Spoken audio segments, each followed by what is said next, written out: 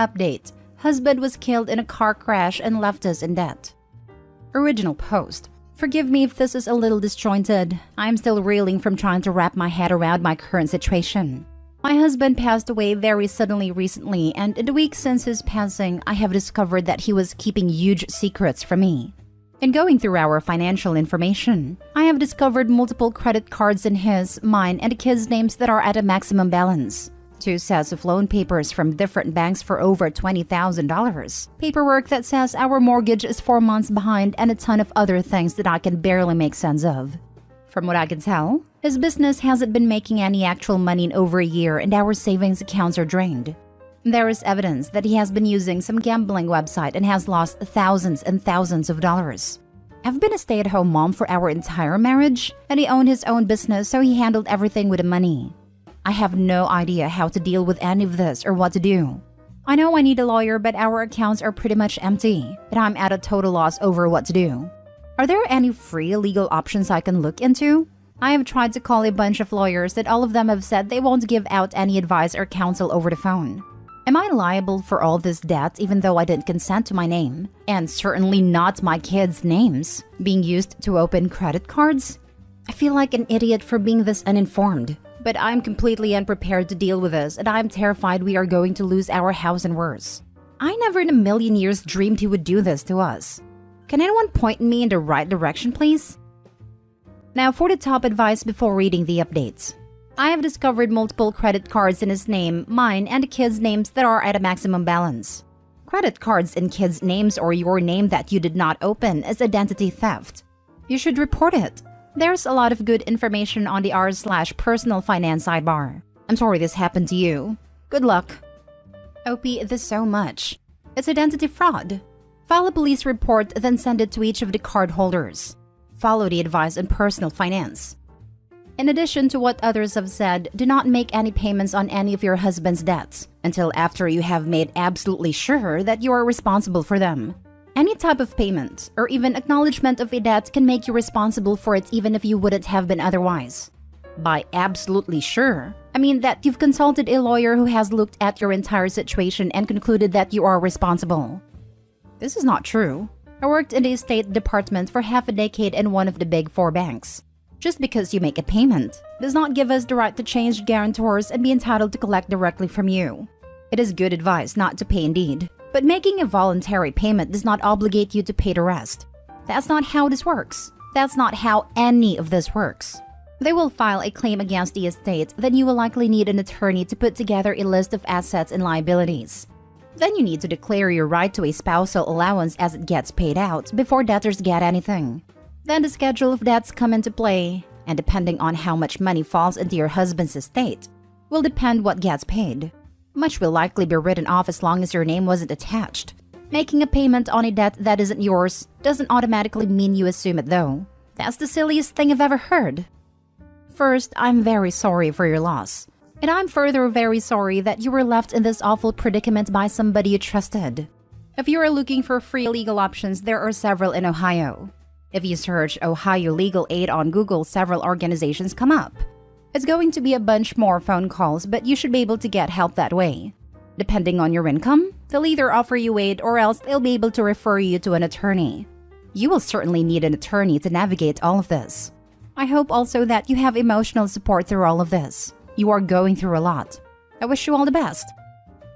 Now for the first update. I wanted to give you an update since so many people gave advice and said such kind things. First of all, thank you to everyone who commented and gave me advice. I'm sorry I didn't respond to the other post. I was just so completely overwhelmed. I still am really, but I did read every comment and message and I appreciate everyone that took time to comment. I was able to find some legal help, and we are working on sorting out the mess my family's in. Things were far worse than I even knew when I made my first post. Altogether, the debt that was accumulated is close to $500,000. At this point, I have no idea how much I'm going to end up responsible for. The lawyer has said it could take years to sort everything out. No matter what happens, we are going to be losing the house. I'm working on finding us somewhere to stay before they actually foreclose so we don't get evicted and have that on my record too. I want to try to answer some of the questions and advice people mentioned in the other post. I have 3 kids, so that is the we that I keep saying. The older two are from a previous relationship, but I have contacted Social Security to get benefits started for my youngest. Thank you to the user who mentioned that. My husband's business was a computer/tech repair company he ran by himself. He had a few people he would call in to help with larger jobs, but 95% of everything was him alone. Last year or so, it appears he wasn't doing any actual work and there was no money coming in. He took money from the business to cover what he took from our personal accounts, and then took out loans to cover the business, and spent it all away on gambling and other illegal activities that have come to light over the past few weeks. I'm sorry to be vague, but it's just embarrassing and hard to talk about. To the people who said that maybe the crash was intentional, it is looking increasingly likely that it was. Nobody else was involved. His car went off the road and hit a tree. He had life insurance before, but he stopped paying the policy months ago. I'm in contact with the police about the credit cards in our names and the other things that were discovered. All in all, things are looking really bleak at the moment, but I have faith that eventually it will work out.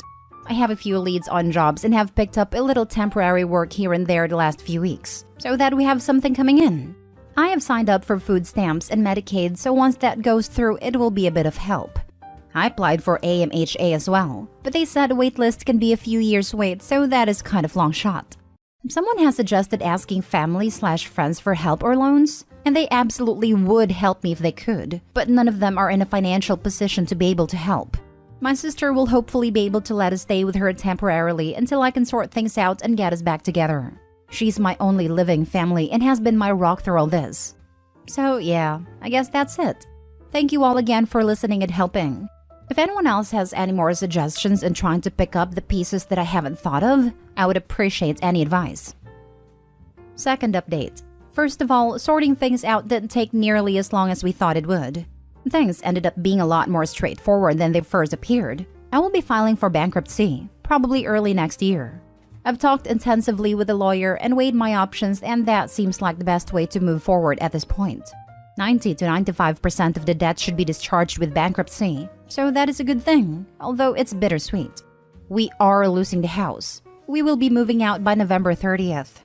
I am worried about the bankruptcy/credit issues with trying to rent an apartment. However, I'm now on the list for PMHA housing, and from what I've heard, the wait isn't long at all. We ended up not being able to count on staying with my sister for longer than about a week, thanks to her jerky landlord, so I'm trying to find something else in the meantime. I have a few options to look into. Honestly, I'm not that sad about the fact that we have to move out of the house. The old place is filled with tainted memories now, and I think it will be good to get a fresh start. I've been assured by the police and my lawyer that because of the criminal nature of opening the accounts in the kids' names, we should be able to get their credit cleared. That one might be a long road, but we'll get through that too. My applications for Medicaid and food stamps came through, so that is some definite stress off my shoulders. I made the girls and myself an appointment at a family counselor, which we will be going to next week. The lady at PMHA Housing was very reassuring and very sweet about my situation, and she made it sound like I was pretty much a shoo-in as soon as a place opened up. Last but not least, I listened to the many Redditors that told me to make a post over r/Santa's Little Helpers to inquire about help with Christmas for the girls. So hopefully we will be able to find some holiday help, and that'll be another huge load of stress lifted off my shoulders. I want to thank everyone who messaged me and offered words of encouragement and support. I can't even begin to tell you how much it means to me to know that I'm not alone. I never imagined Reddit to be an empathetic and caring source of comfort, but it turns out that is exactly what it is. Thanks again, everyone. Now for the final update. Hello, everyone. I wanted to give one last update to my situation since so many of you reached out to me. This has been a whirlwind few weeks. A lot of change, a lot of stress, and a lot of hard work. As difficult as all this has been, and will still be to go through, I am feeling more positive than I have in months. The legal issues are being dealt with as best they can for the moment, and we are looking at filing bankruptcy early next year. It is scary to think about, but I do know it is our best option and things will work out in the end. We moved out of our house almost a week ago. It feels very bittersweet and the girls are having a difficult time, but I know they will adjust, and I really do think a fresh start will be the best thing for us. The girls are in individual grief counseling and we began family therapy. I will be making an appointment for myself as well, something so many of you encouraged me to do. Some of my good news now. We were able to find a permanent place to live. with a very sweet landlord who is sympathetic to my situation and has previous experience with the welfare system, and has bent over backwards to help me through all of the red tape. We will be moving, again, into the new place at the end of this month. Hopefully that will be the last time we have to move for a very long time. My second huge piece of good news to update with is that I got a job. I'm now working full-time in an office of a company that is owned by someone I met through my post here. She contacted me after my last update and offered me a trial run with her company. I started this past Monday, and so far, so good. I'm incredibly humbled and grateful to her for giving me a chance. That brings me to my third point and really the reason I'm making this update. I wasn't sure what to expect when I first reached out for advice here. I just felt so overwhelmed with the situation, and I think I was just mostly wanting to not feel alone and to connect with and talk to people who had some understanding of what I was dealing with. The advice, the stories of dealing with similar circumstances, the encouraging messages, the fact that you all literally saved Christmas for me and my kids, a new freaking job, and just the empathy and kindness you all have shown to me and my family is so far beyond anything I expected that I don't even know the words to express how grateful and humbled and loved it has made me feel. It is going to be a long, tough road, but I have total faith that things will be okay, and that it is in a large part due to the r/legal advice community. So in closing, I want to say thank you to every single person who reached out to me in any way, shape or form. Thank you for lifting us up and helping us through this. You guys have saved me in a million different ways that I will always be grateful. I hope you all have the merriest Christmas ever. I got so angry reading this. What an utter douchebag. I'll probably sound cynical, but this is the part that angers me the most. To the people who said that maybe the crash was intentional, it is looking increasingly likely that it was. And he had life insurance before, but he stopped paying the policy months ago. Selfish to the end. Yeah, my dad has some financial and health problems and ended himself. But he had life insurance policy in place that would have paid out, even if his death was ruled as self-inflicted. Most life insurance plans will pay out for self-harm if they've been kept for over 2 years. To let the payment lapse and still end yourself is incredibly messed up. Could have at least done it before you stopped being able to pay for life insurance. Sorry for your loss. My dad did the same but also had life insurance. My granddad, father's father, convinced my mother to not make a claim on a policy because it would be shameful.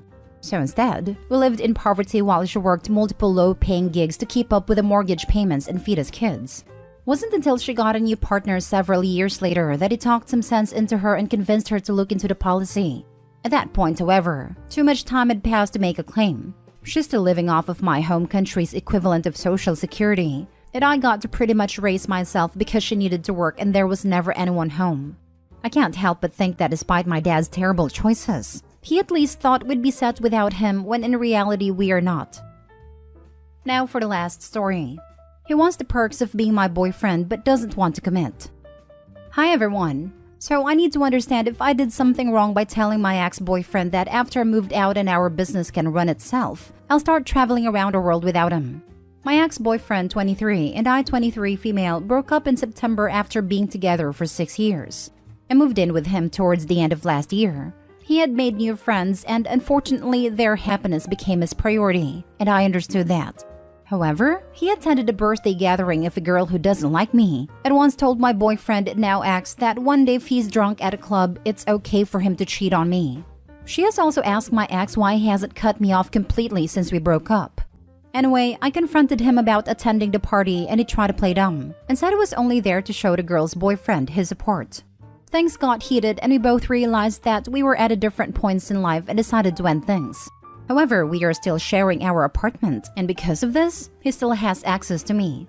He still needed us to act like a couple, so that he gets the boyfriend perks, but I'm left in a situation where I can't ask for anything, or for him to change his ways because I'm not his girlfriend. Yesterday, we were talking about moving, and I said I would be moving soon. He asked why I didn't say we are moving, and I said because we agreed that we are not moving into the same place. He had suggested that we move into the same apartment building. And if I'm being honest, I want my space. This morning, he asked if we should move to Namibia after our business can run itself. And I said I'll probably go to Europe. He asked again why I'm not including him in my plans, and I explained the same thing to him. He then asked if I'm staying with him because I want to or because of the business situation. And I again clarified that he was the one who introduced this idea of me finding my own place. Now he's sad, and he's saying he was naive to think I would still want him in my life. He wants us to be best friends, but wants me to treat him like my boyfriend.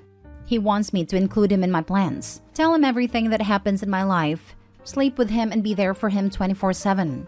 I honestly feel like he wants to keep me close so that he has control over what I do and the people I meet. I no longer want to give him access to me.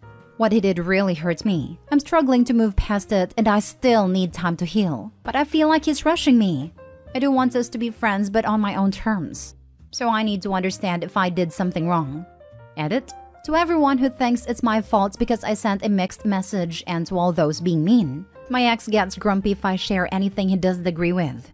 He starts banging doors and acts like he's being forced to talk when I try talking to him. He becomes very uncomfortable to be around, and his energy is draining. He also tends to stop working and often uses me voicing out my concern as an excuse for being depressed and not being able to work. This leaves me having to take on all the workload. On the day we broke up, he tried to cut me out of our business, and I have invested my life into this thing. I'm just trying to hold on until I can get the proper papers done and then leave. I'm doing the best I can with the situation before me. To everyone sending encouraging words, thank you so much. I truly appreciate your kind words and advice. I'll definitely update everyone on the day I finally move out. Now for the advice. Remind him that friends don't just sleep together or plan to spend the rest of their lives living together. That's weird as heck. Once you move out, seems like this problem also basically disappears. So that's a good idea.